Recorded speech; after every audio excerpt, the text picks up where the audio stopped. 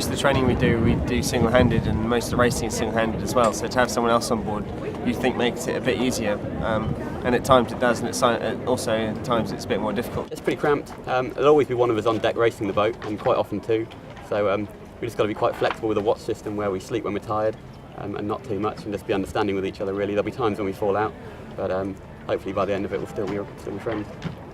The regime is very flexible, and that's one thing we have to try quite hard to achieve. Is you can never hold grudges if you think you're on deck sailing and you're not doing as well as you could be because you're tired. You can't feel guilty about waking the other person up, and likewise they can't feel angry at you for waking them up. So it's all about trying to find the balance of making sure you're honest with the other guy and getting the best out of the boat.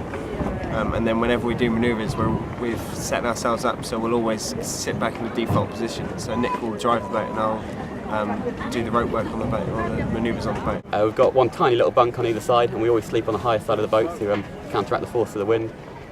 Weight's a massive premium, so we try not to take too much food with us. So we've got freeze-dried meals, so we just add water, and it doesn't taste great, but it's just for fuel at the end of the day. So we're not here for a gourmet tour. It's a race.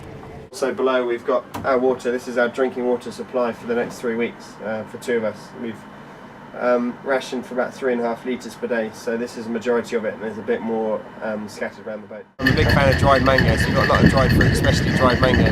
We bought 2.5 kilos of it for the race, so that's all coming with us.